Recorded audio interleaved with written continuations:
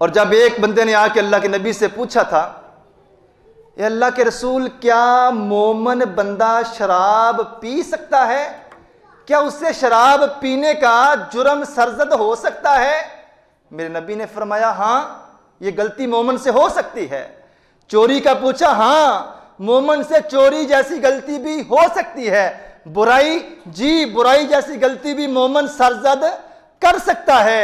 پوچھنے والا پوچھتا ہے، میرے نبی ٹیک لگا کے بیٹھے ہوئے ہیں۔ جب پوچھنے والا پوچھتا ہے، اے اللہ کے رسول، کیا اسلام والا، ایمان والا، لا الہ الا اللہ پڑھنے والا، اللہ اور اس کے رسول کا کلمہ پڑھنے والا جھوٹ بول سکتا ہے؟ جھوٹا بھی ہو سکتا ہے؟ میرے نبی اپنی ٹیک چھوڑتے ہیں اور ٹیک چھوڑ کے اللہ کے رسول کیا کہتے ہیں؟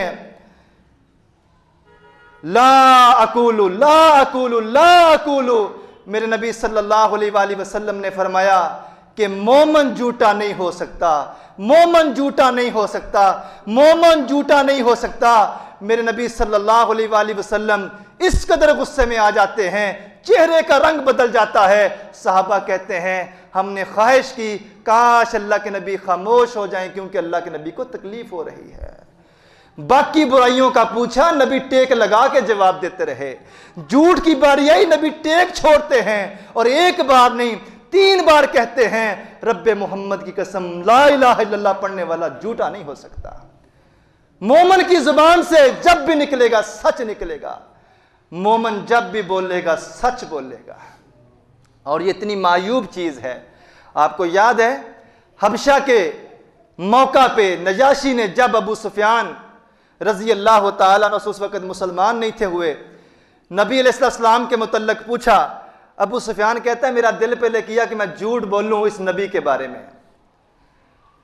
مسلمانوں کے نبی کے بارے میں جھوٹی باتیں نجاشی کو بتاؤں، لیکن میں نے جھوٹ نہیں بولا، میں نے سچ اس لیے بولا کہ میرے ساتھ مکے سے چل کے جو دوسرے لوگ آئے ہیں وہ کیا سوچیں گے کہ ابو سفیان جھوٹ بولنے والا ہے۔ یہ ایسی چیز ہے، اس کا نہ تو ایمان سے تعلق ہے، اس کا تعلق انسانیت کے ساتھ ہے، انسان کے اخلاق کے ساتھ ہے، انسان کے کردار کے ساتھ ہے۔ لا الہ الا اللہ پڑھنے والے کو خاص طور پہ اس بات کا خیال رکھنا چاہیے کہ جب بھی بولے اپنی زبان سے سچ بولے، سچ کے سوا کچھ نہ بولے۔ وقتی طور پہ آپ کو محسوس ہوگا کہ جھوٹ بول کے آپ نے اپنے آپ کو بچا لیا ہے، لیکن حقیقت یہ ہے، سیانے کہتے ہیں کہ ایک جھوٹ چھپانے کے لیے 100 جھوٹ بولنا پڑتے ہیں۔ آپ نہیں دیکھتے کئی بار ہم نے کسی کو ٹائم دیا ہوتا ہے اور آپ ہر بار اس کو 10 منٹ کا کہہ دیتے ہیں، بس 10 منٹ میں پہنچ رہا ہوں، 10 منٹ میں پہنچ رہا ہوں۔ پہلی بار ہی اگر آپ اس کو بتا دیں جبکہ آپ کو پتہ ہے کہ آپ آدھ پون گھنٹے سے پہلے وہاں پہنچ ہی نہیں سکتے، صاف بتا دو، کوئی تلوار سر پہ نہیں لٹکی ہوئی۔ جو بات بھی کرنی ہے سچ بتائیں، سچ کے سوا کچھ نہ کریں، کیونکہ سچ میرے نبی نے فرمایا انسان کی رہنمائی ہدایت کی طرف کرتا ہے، اور ہدایت انسان کو اللہ کی جنت کی طرف لے جاتی ہے، اور جھوٹ انسان کی رہنمائی برائی کی طرف کرتا ہے، اور برائی انسان کو جہنم میں لے جاتی ہے۔ مائیں ایسی بھی ہوتی ہیں، مائیں ایسی بھی ہوتی ہیں، شیخ عبد القادر جیلانی رحمہ اللہ کو کون نہیں جانتا؟ ہمارے اسلاف کی زندگیاں ہمارے لیے نمونہ ہیں۔ جیلان کے رہنے والے بغداد پڑھنے کے لیے جا رہے ہیں، چھوٹے سے معصوم بچے ہیں، ماں نے 40 دینار بغل کے اندر سلائی کر دیے۔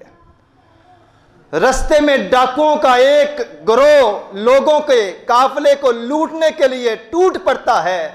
اس معصوم بچے جو وقت کا بعد میں شیخ عبد القادر جیلانی بننے والے ہیں، بچے کے پاس آئے، بتاؤ تیرے پاس کیا ہے؟ یہ معصوم بچہ معصومیت کے ساتھ جواب دیتا ہے میرے پاس 40 دینار ہیں۔ اس ڈاکو نے یقین نہ کیا، چھوٹا منہ بڑی بات، اس بچے کے پاس 40 دینار کہاں سے آ گئے؟ چھوڑا، آگے نکل گیا، ایک ڈاکو تھوڑی دیر کے بعد دوبارہ آیا, پوچھا بیٹا تیرے پاس کیا ہے؟ پھر وہی جواب, میرے پاس 40 دینار ہیں. بازو سے پکڑ کے اپنے سردار کے پاس لے جاتا ہے اور کہتا ہے کہ یہ بچہ بول رہا ہے کہ میرے پاس 40 دینار ہیں. ڈاکوؤں کا سردار پوچھتا ہے کہ تیرے پاس 40 دینار ہیں, نظر تو نہیں آتے, کہاں ہیں؟ کہاں چھپا رکھے ہیں؟ کہا میری ماں نے میری بغل کے اندر سلائی کیے ہیں. واقعی کھول کے دیکھا گیا تو 40 دینار نیچے گر جاتے ہیں. اور ڈاکو کا سردار حیرانگی سے پوچھتا ہے بیٹا ہمیں نہیں معلوم تھا کہ تیرے پاس اتنی بڑی رقم ہے, اگر تو نہ بتاتا تو ہمیں کون سا پتا چلنا تھا؟ تو جھوٹ بول کے چھپا سکتا تھا, تو نے اس رقم کو بچایا کیوں نہیں؟ تو نے ہم سے اس رقم کو چھپایا کیوں نہیں؟ آگے سے جواب ملتا ہے نہیں, میں جب گھر سے نکلا تھا میری ماں نے کہا تھا بیٹا حالات جیسے بھی ہو جائیں, وقت جیسا بھی تیرے پہ آ جائے, مصیبت جتنی بڑی تیرے پہ آن پڑے, لیکن تیری زبان سے جب بھی نکلے, سچ کے سوا کچھ نہ نکلے. میں جھوٹ بول کے اپنی ماں کا دل نہیں دکھا سکتا, میں جھوٹ بول کے اپنی ماں کی نافرمانی نہیں کر سکتا. ڈاکوؤں کا سردار زاروں کی تار ہونا شروع کر دیتا ہے کہ چھوٹا سا معصوم بچہ, ابھی اس نے دنیا کا دیکھا ہی کچھ نہیں ہے, اپنی ماں کی نافرمانی کرنے سے ڈرتا ہے. میں کتنا بدبخت ہوں, سب کچھ جان کے بھی, عقل شعور رکھنے کے باوجود ایک بچہ اپنی ماں کی نافرمانی سے ڈرتا ہے, جبکہ ماں دیکھ نہیں رہی. میرا اللہ تو مجھے دیکھ رہا ہے, میں اتنے عرصے سے اپنے رب کی نافرمانی کر رہا ہوں. اس ایک سچ کی وجہ سے وقت کے ولی کی بچپن میں ہی ایک سچائی نے ڈاکوؤں کے سارے گروہ کو اسلام لانے پہ مجبور کر دیا ہے, اور وہ اس کبھی اور گندی حرکت سے توبہ کر کے سیدھے رستے پہ آ جاتے ہیں. والدین کے فرائض میں سے یہ بات شامل ہے کہ ماں باپ جب بھی بولیں اولاد کے سامنے سچ بولیں, اور یہ بات یاد رکھنے والی ہے ماں باپ بن جانے کے بعد سچی اور حقیقی بات ہے, ہمارا جینا, ہمارا مرنا, ہمارا اٹھنا, ہمارا بیٹھنا, ہماری ساری کی ساری عادات انسان اپنی اولاد کے لیے چینج کر لیتا ہے. ماں باپ بن جانے والوں کو اس بات کا بھی خیال رکھنا ہوگا, نہ تو اولاد کو گالی دیں اور نہ ہی اولاد کے سامنے گالی دیں.